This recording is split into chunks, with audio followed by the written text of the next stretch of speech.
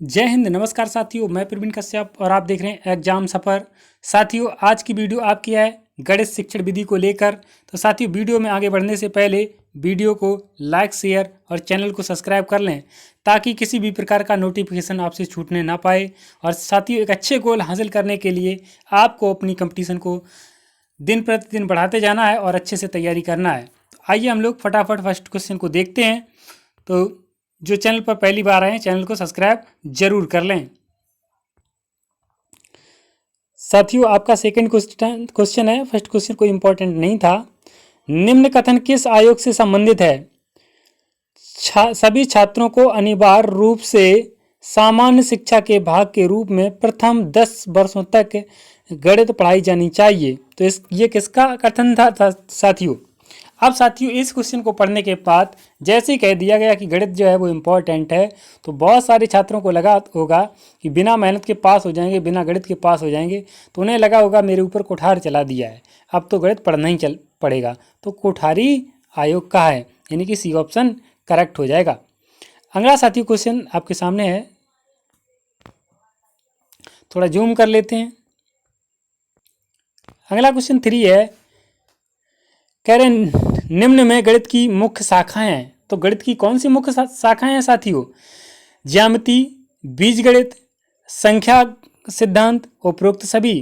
तो इसका आंसर हो जाएगा साथियों उपरोक्त सभी, क्योंकि हमने लोगों ने गणित की ये सभी शाखाएं पढ़ी हैं।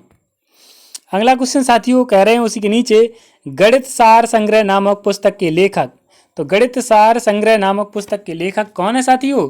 तो इसका आंसर हो जाएगा आपके बी ऑप्शन, श्री महावीराचार्य। कौन हो जाएंगे? श्री महावीराचार्य हो जाएंगे। अगला क्वेश्चन साथियों 5 है। निम्न में किस वैज्ञानिक ने कॉम्प्लेक्स नंबर संबंधी बीजगणित का विकास किया? तो साथियों, किसने किया था? आप इससे पहले भी तैयारी कर चुके होंगे तो आपको पता होगा, गॉस ने। बी ऑप्शन करेक्ट होगा। अगला साथियों क्वेश्चन आपके सामने है। भारतीय गणित का शुभ आरंभ साथियों पूछ रहे हैं किस वेद में मिलता है? तो किस वेद में मिलता है साथियों? क्वेश्चन नंबर 6 का ए हो जाएगा, ऋग्वेद में। किसमें? ऋग्वेद में मिलता है। अगला साथियों क्वेश्चन है, वैदिक काल में मुख्य रूप से किसका विकास हुआ? तो वैदिक काल में साथियों किसका विकास हुआ था? अंक गणित का। ठीक है, उस समय भैया त्रिकोणमिति नहीं चलती थी, अंक गणित का। अगला क्वेश्चन है साथियों, क्वेश्चन में कह रहे नारद पुराण में किसका वर्णन है? तो नारद पुराण में किसका वर्णन है साथियों? तो इसका सही आंसर होगा गुणन एवं भाग, भिन्न, वर्गमूल, इन सब का है। तो उपरोक्त सभी के साथ चले जाएंगे, यानी कि डी ऑप्शन करेक्ट हो जाएगा। आगे साथियों क्वेश्चन 9 है। पश्चिमी देशों में 0 से 9, 1 2 3 4 5 6 7 8 9 इत्यादि अंकों को क्या कहते हैं? तो साथियों इनको क्या कहेंगे? हम लोग कहेंगे हिंदू अरेबिक न्यूमेरल्स, यानी कि हिंदू अरेबिक नंबर भी कह देते हैं। अगला साथियों क्वेश्चन है,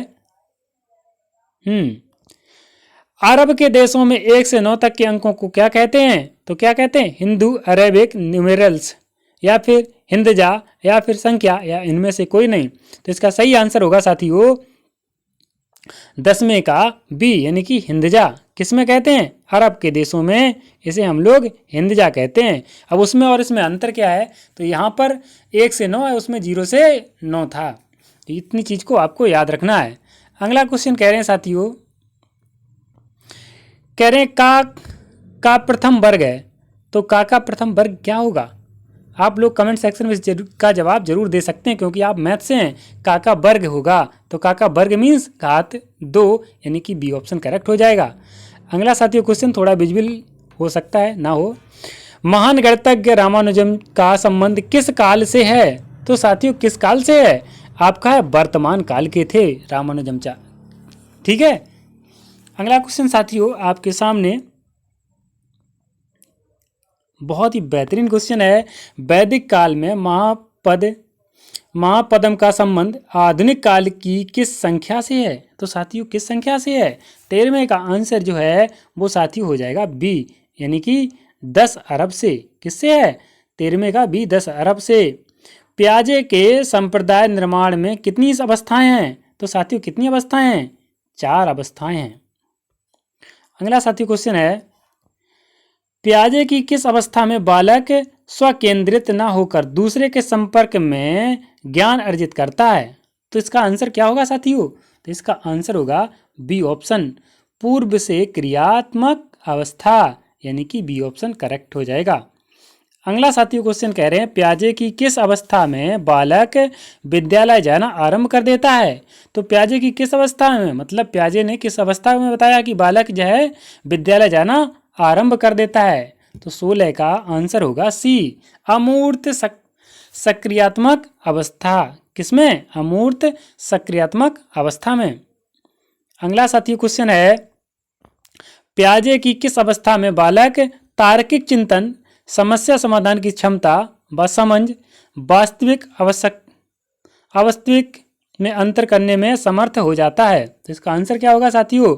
डी ऑप्शन होगा, यानी कि संवेदी पेशी अवस्था, पूर्व से क्रियात्मक अवस्था, अमूर्त सक्रियात्मक अवस्था, औपचारिक सक्रियात्मक अवस्था। तो इसमें सही क्या होगा? औपचारिक सक्रियात्मक अवस्था, डी ऑप्शन करेक्ट हो जाएगा।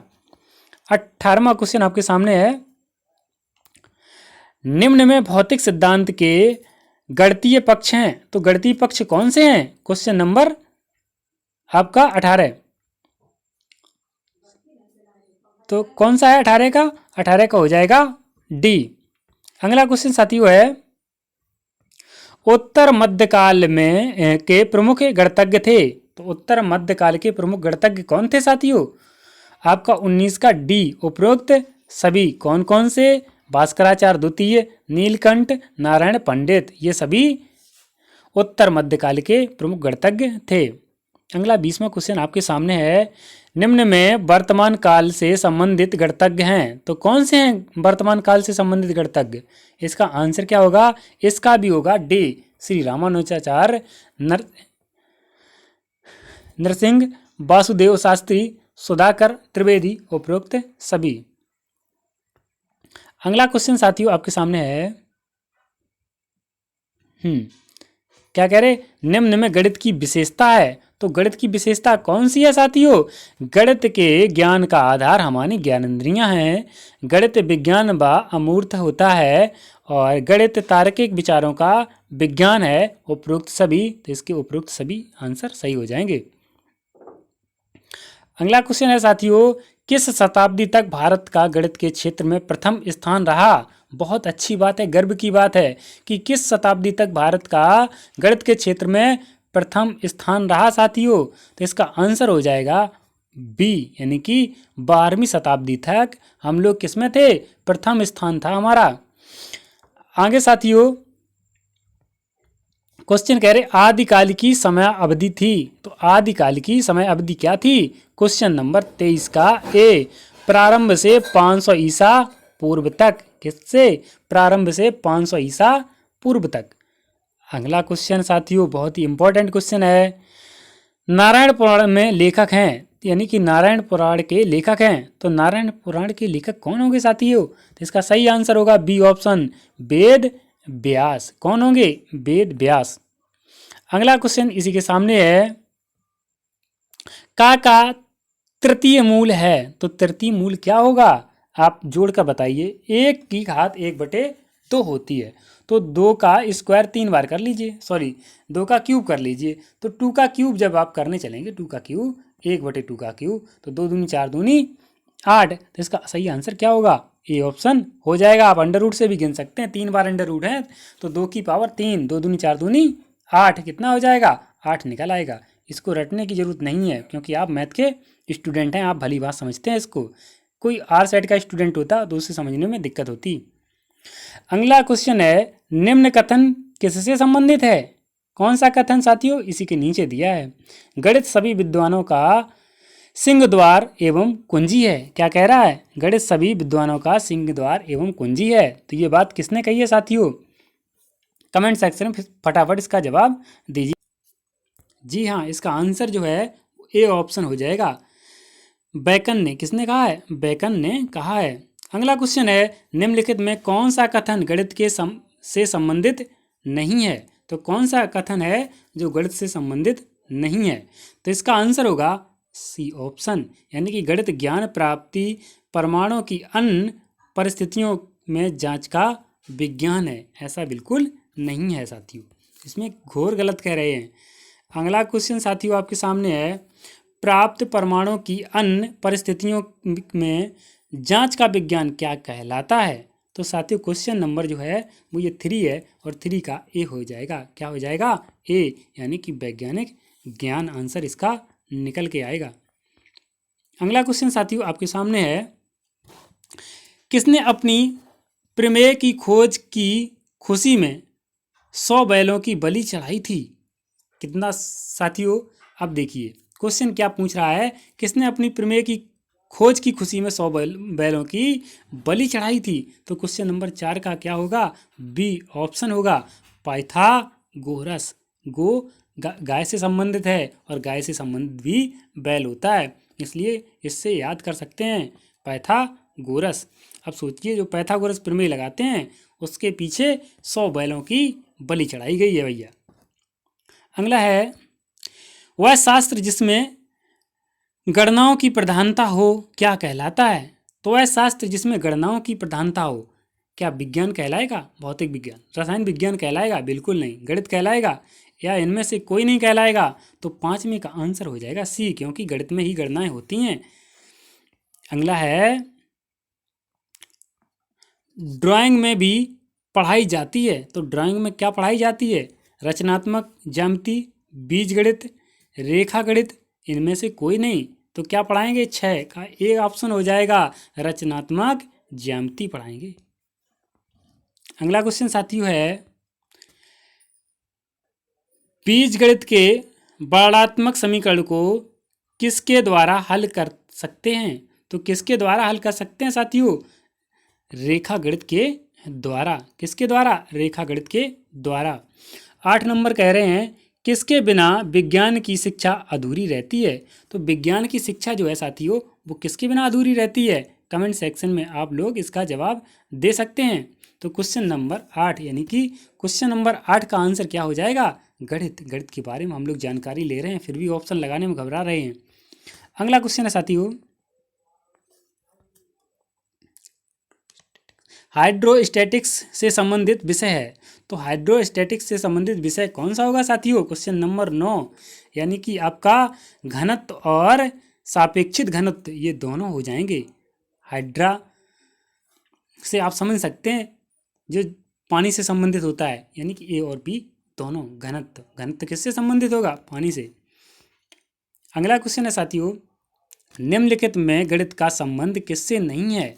तो गणित का संबंध किससे नहीं है? विज्ञान से, व्याकरणिक अशुद्धियों से, इतिहास से, या इनमें से कोई नहीं।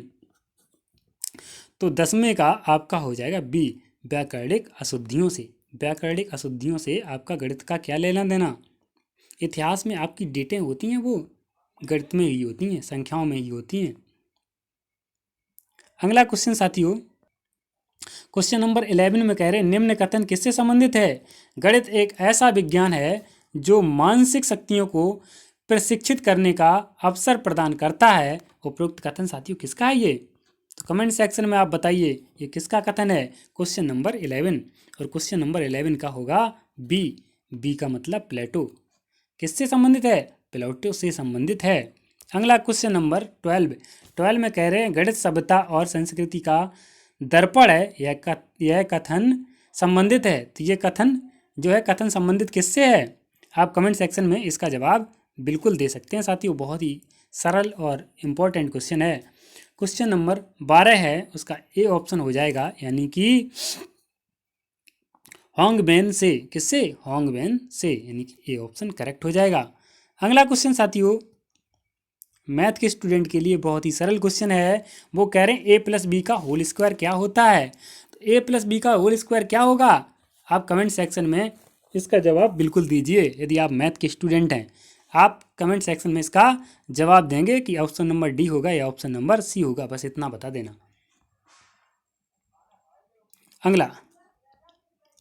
अगले क्वेश्चन में क्या कह रहे हैं, थोड़ा जूम कर लेते हैं। बीज गणित के क्या कह रहे हैं, बीजगणित के युगपत समीकरण को किसकी सहायता से हल कर सकते हैं। तो किसकी सहायता से हल कर सकते हैं, ग्राफ से, रेखिक रेखागणित से, अंकगणित से, त्रिभुज से। तो इसका सही आंसर क्या होगा, क्वेश्चन नंबर 14 है। तो क्वेश्चन नंबर 14 का आंसर होगा ए ऑप्शन, यानी कि बीजगणित युगपत को हम लोग ग्राफ से सॉल्व कर सकते हैं। और बहुत सारे लोग कक्षा 9 और 10 में जो पढ़ा रहे होंगे बच्चों को, वो लोग इसको यूज भी कर रहे होंगे। तो यूज कर रहे हैं तो बताने में कौन सी दिक्कत हो रही है। क्वेश्चन नंबर 15 में कह रहे हैं आंकड़ों को व्यवस्थित रूप प्रदान करने में किसका उपयोग किया जाता है। तो आंकड़ों को व्यवस्थित रूप प्रदान करने के लिए साथियों हम लोग किसका प्रयोग करते हैं। तो इसका सही आंसर होगा 15वें का बी ऑप्शन, यानी कि अंकगणित का। अंकगणित से हम लोग आंकड़े बताते हैं। अगला क्वेश्चन साथियों उसी के नीचे है, किस में आंकड़ों को व्यवस्थित रूप में प्रस्तुत किया जाता है। तो किस में किया जाता है, आंकड़ों को व्यवस्थित क्रम में। तो व्यवस्थित क्रम की बात करते हैं तो सांख्यिकी विधि में। किस में, सांख्यिकी विधि में, यानी कि डी ऑप्शन करेक्ट हो जाएगा। अब साथियों ये रहे आपके आंसर, जहाँ से आप मैच कर सकते हैं, कोई गलत तो नहीं बता दिया। आप इस वीडियो को थोड़ा स्पीड में देखना स्टार्ट कर दें, क्योंकि आपके एग्जाम के लिए समय नहीं बचा है। तो आप जो भी तैयारी करें, आप अपनी वीडियो के माध्यम से तैयारी करें। इसी वीडियो को 2-3 बार दिन में देख लिया करें यदि आपके पास समय होता है। आइए अगला लेसन जो है आपका 3, इसी में 3 का पार्ट होगा। आइए उसको भी हम लोग देख लेते हैं। इतनी ज़ोरदार आपके लिए मेहनत कर रहे हैं तो आप एक अच्छा स्कोर हासिल करके ज़रूर आएँ एग्जाम में। क्या कह रहे हैं साथियों, उद्देश्यों का क्षेत्र है। तो उद्देश्यों का क्षेत्र क्या होगा साथियों, उद्देश्यों का क्षेत्र जो है वो व्यापक होगा। कैसा होगा, व्यापक होगा। प्राप्त उद्देश्यों का क्षेत्र है, तो क्षेत्र होता है, तो प्राप्त उद्देश्यों का क्षेत्र कैसा होता है साथियों, संकुचित होता है। ठीक है साथियों, जो हम लोग प्राप्त उद्देश्य होते हैं उनका क्षेत्र जो है वो संकुचित होता है।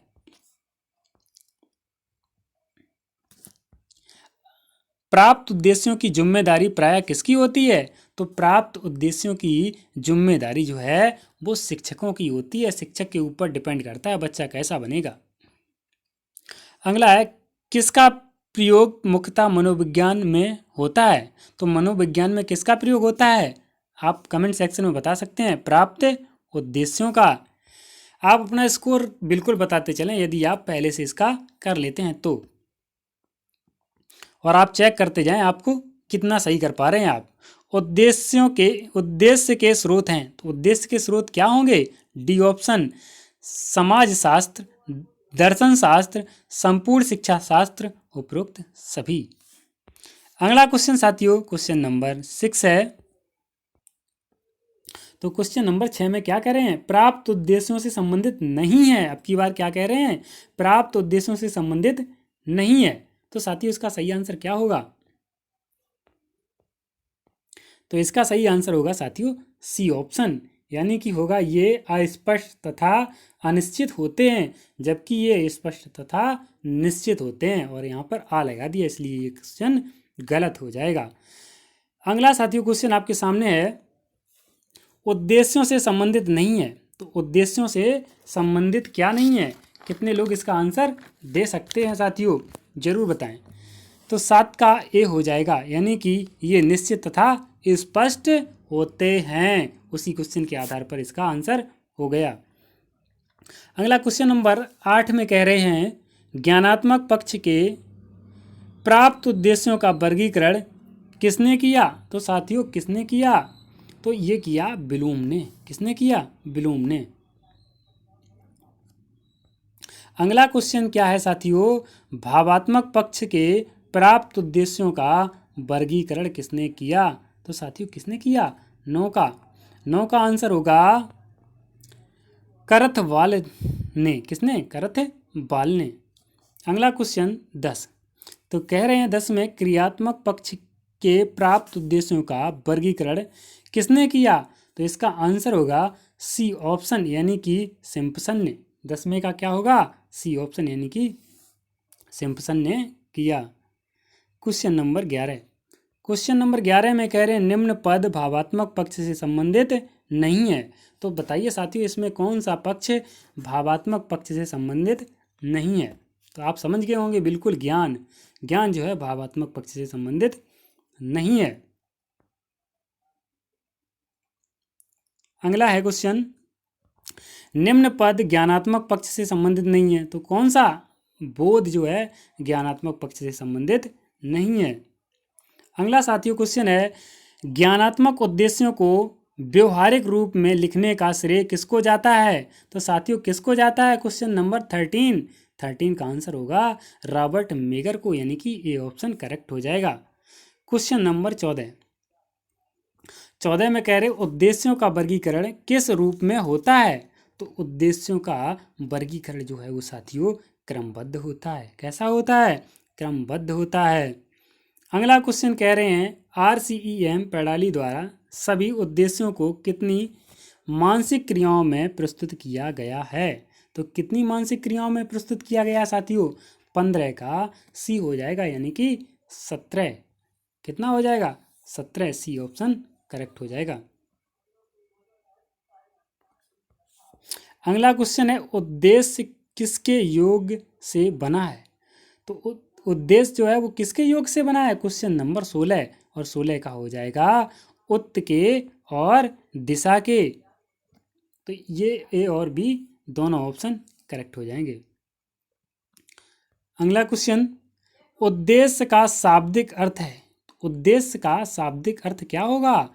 उच्च दिशा दिखाना। उद्देश्य का शाब्दिक अर्थ होगा उच्च दिशा दिखाना। क्रियात्मक प्राप्त उद्देश्यों का वर्गीकरण सिम्पसन ने कब किया? तो साथियों कब किया? 18 का आंसर सी ऑप्शन 1969 ईस्वी, यानी कि सी ऑप्शन करेक्ट हो जाएगा।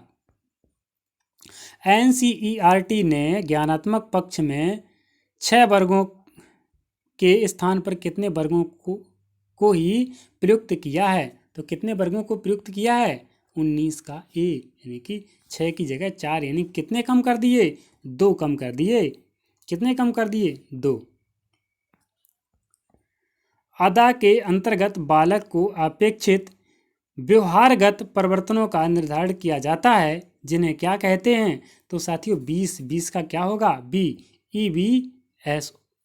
EVOS, यानी कि बी ऑप्शन करेक्ट हो जाएगा। प्रदाह में बालकों के वास्तविक व्यवहारगत परिवर्तन निहित होते हैं, उन्हें क्या कहा जाता है? तो साथियों 21 का क्या होगा? सी ऑप्शन होगा। 21 का क्या होगा? सी, RLOS। क्या होगा? RLOS। अगला क्वेश्चन है, ज्ञानात्मक पक्ष से प्राप्त उद्देश्यों का वर्गीकरण डॉक्टर ब्लूम ने कब किया? तो साथियों कब किया? 22 का जो है वो आपका साथियों सी ऑप्शन हो जाएगा 1954 में। अगला क्वेश्चन साथियों, भावात्मक उद्देश्य में वे उद्देश्य होते हैं जो संबंधित होते हैं। तो किससे संबंधित होते हैं? 23 का डी होगा, प्रशंसा से। अगला क्वेश्चन साथियों आपके सामने है, चलो इतना रखते हैं, ठीक है, थोड़ा जूम कर लेते हैं। क्वेश्चन नंबर 24, और 24 में क्या कह रहे हैं? भावात्मक पक्ष के प्राप्त उद्देश्यों का वर्गीकरण करथवाल ने कब किया? तो साथियों कब किया? 24 का आंसर बताना है आपको 1964 में, यानी कि आपका जो है ए ऑप्शन करेक्ट हो जाएगा। अगला 25, मैगर ने अपने वर्गीकरण में किसको अधिक महत्व दिया? तो साथियों किसको अधिक महत्व दिया? क्वेश्चन नंबर 25 और 25 का डी, उत्पादन को, यानी कि डी ऑप्शन करेक्ट हो जाएगा। तो साथियों कमेंट सेक्शन में कमेंट कीजिए, क्या वीडियो को लंबा बढ़ाया जाए या फिर नहीं बढ़ाया जाए। आज की वीडियो को हम लोग यहीं पर एंड करते हैं, क्योंकि हो सकता है वीडियो आपको लंबी पसंद ना आए, इसलिए थैंक यू फॉर वॉचिंग। मिलते हैं नेक्स्ट वीडियो में।